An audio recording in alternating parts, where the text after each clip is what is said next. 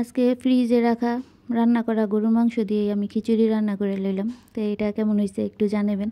জানি না কারা কারা এমন খান। তো আজকে হঠাৎ করে আর কি আমার খালাম্মা আজকে আসে নাই, তো এই কারণে ভাবলাম ঘরে থাকা মানে শর্টকাট জিনিস দিয়েই রান্না করে ফেলাই। তো কী অবস্থা সবার, আসসালামু আলাইকুম।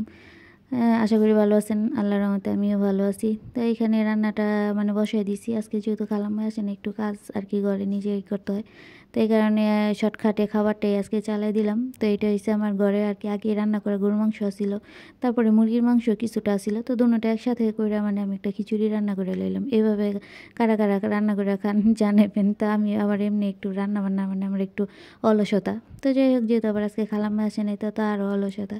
তো আমি এখানে একটু হলুদ মরিচ দিয়েছি, পাশের চুলায় আমি গরম পানি বসিয়ে দিয়েছি যাতে গরম পানি আর কি দেওয়া যায়।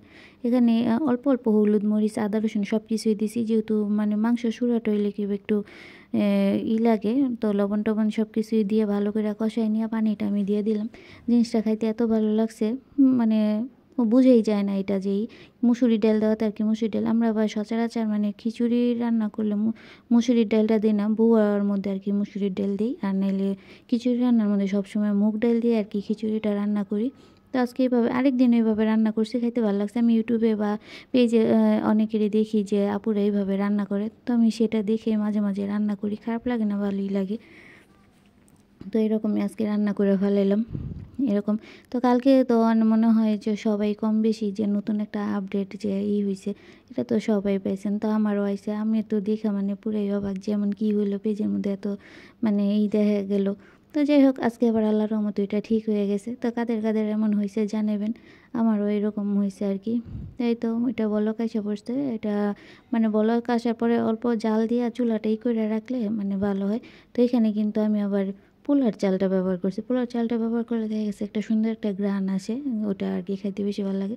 ভাতের চালটাও খাওয়া যায়, কোনো অসুবিধা নেই।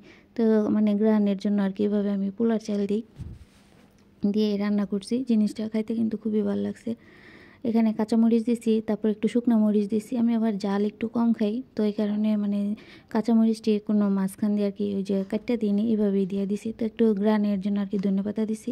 তো আমার ঘরে আজকে ছিল না, ছিল না, ঘি থাকলে মানে আরও ভালো লাগতো। তো এখানে আমি আবার মাখা স্যালাদও করছি। মাখা স্যালাদটা খাইতে আর কি ভালো লাগে। খিচুড়ি, বিরিয়ানি, এই দুটোটাই আমার মাখা স্যালাদটা ভালো লাগে। আমার মানে মাখা স্যালাডটাই ভালো লাগে, কার কাছে কেমন লাগে জানি না।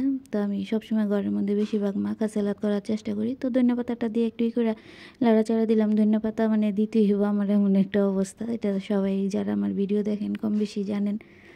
এই তো আজকের মতো রান্নাবান্না এখানেই। সবাই ভালো থাকবেন, সুস্থ থাকবেন। আল্লাহ হাফেজ, দেখা হবে অন্য কোনো ভিডিওতে।